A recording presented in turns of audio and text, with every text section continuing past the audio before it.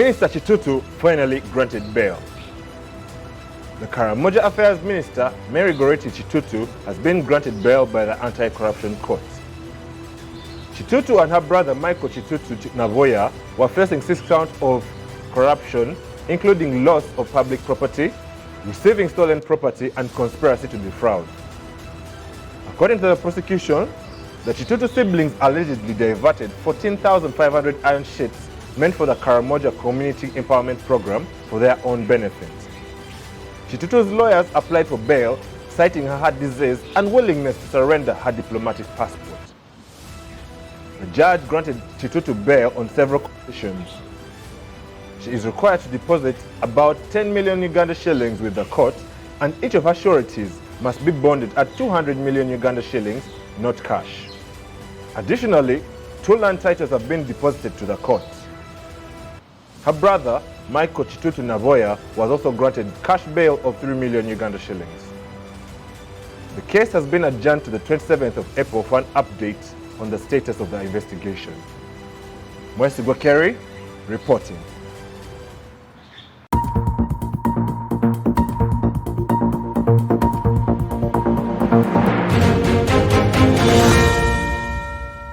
Closing submissions admitted in Nagirinya murder trial. The trial for Uganda versus Kasolo Kopriamu and others is fast reaching its final stages as the High Court held a hearing for the closing submissions on April 12, 2023. The accused are facing charges of murder and aggravated robbery, and Julius Serwambala, who represents the accused, argued that the prosecution's evidence was not enough to prove the accused's involvement in the crime. The defense also raised concerns about procedural errors in the handling of evidence and the arrest of some of the accused, including A1, Kasolo Kopriamu, who argued that he was arrested and detained for 13 days without trial, which is against the law. He requested that court discharge the case on that account. On the other hand, the prosecution maintained that the evidence was sufficient to implicate the accused and challenged the defense's objections to the credibility and process of evidence. As the trial draws closer to its end, it remains to be seen how court will rule on the matter, which has been adjourned to April 20th for ruling. Mwesigwa Kerry, reporting.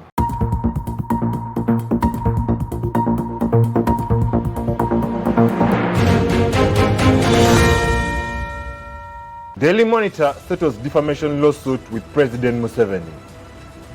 Uganda's Daily Monitor newspaper has reached a settlement in a defamation lawsuit filed by President Jural Museveni, agreeing to pay a sum of 300 million Uganda shillings.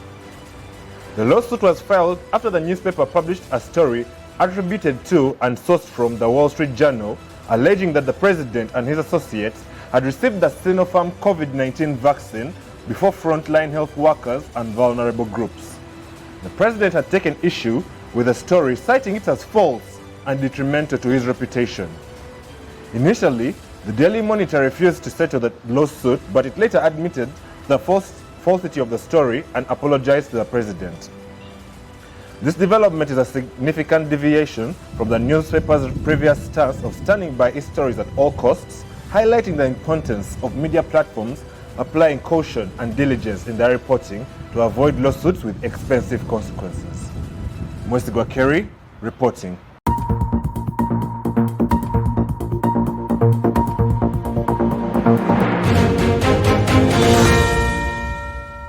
Court jails man for 45 years over homosexual acts with juveniles.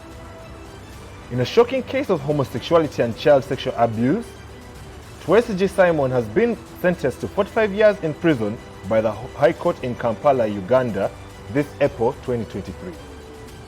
Twesigye was found guilty of luring young boys aged between 8 to 13 years in Kamonche Church Zone, where he lived, and engaged with them in sexual acts. The evidence presented in court revealed that he would involve the young boys in watching pornographic videos before engaging them in sexual acts.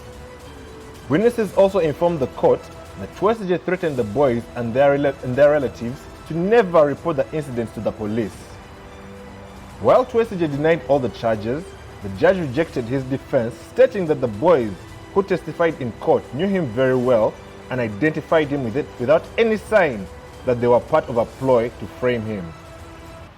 The judge also observed that Wesley had not confronted the boy's relatives with the accusations when they appeared in court to testify, meaning that his defense was an afterthought intended to evade justice.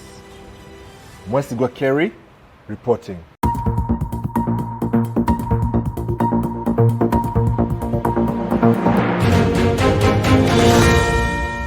Weak doctor scam.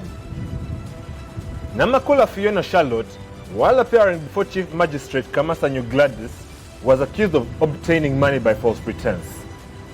The accused, Namakula, allegedly promised to help her online boyfriend, UK citizen Lovega Gillian, whom she met on a dating site, heal from a spiritual disease after he had provided a car to a witch doctor. Subsequently, he sent Uganda shillings 8 million towards the purchase of the car, as well as Uganda shillings 1 million as an appreciation gesture. The prosecution failed to prove that the accused had the intention to defraud her boyfriend, as audio recordings revealed that she was only trying to help him. Consequently, the judge ruled in favor of the accused, declaring her innocent and free of all charges, and instructed that her bail money be returned to her. Mwesigwa Kerry reporting.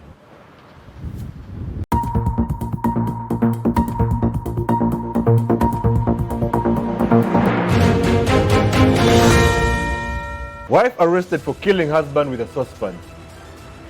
In Arua, a tragic incident occurred resulting in the arrest of a 30-year-old woman, Mary Azianzu Rachel, a tailor at Ediofi Trading Center, for allegedly killing her husband, Rogers Mundao, age 35, and she was effectively charged with murder.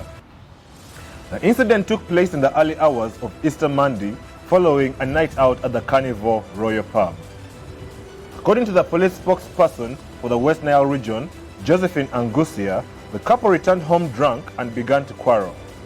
The situation quickly escalated into a physical altercation that led to Rogers Mundao's ultimate death. The police annual crime report for 2022 shows that a total of 301 cases of murder resulting from domestic violence were recorded last year. Mwesigwa Kerry reporting.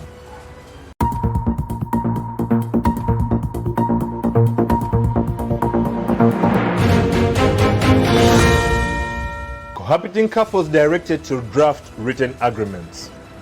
The High Court in Uganda has issued a directive to unmarried couples who live together to draft written agreements outlining their financial arrangements. This move aims to prevent potential legal disputes in the event of a separation or a breakup.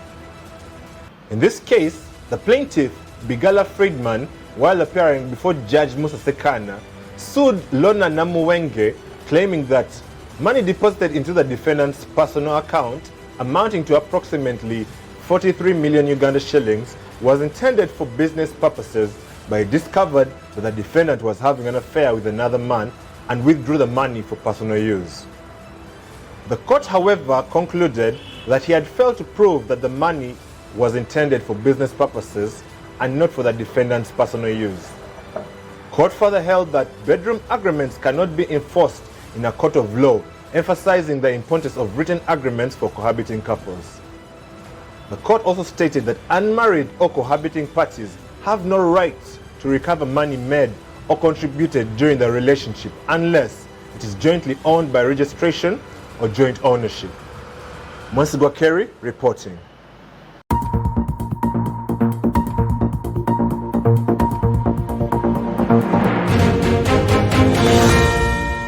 Facebook rapist rearrested after faking death to escape prison. In news around the continent, the Facebook rapist Thabo Bester was rearrested in Tanzania. Bester, who was serving a life sentence for rape and murder of a woman he met through Facebook, made headlines when news of his supposed death in a prison fire surfaced. However, recent sightings of him in South Africa have revealed that he had actually escaped from the maximum security prison where he was being held. The escape has raised questions about the involvement of prison officials, and an ongoing investigation has led to the arrest of two men. Sinohe Matsawara, a former G4S employee, is accused of facilitating Bester's escape, while Cornelius Sekelini, the father of a disgraced celebrity doctor, is accused of aiding in the escape. Both men are facing multiple charges, including murder, defeating the administration of justice, arson, fraud. Mwesigwa Kerry reporting.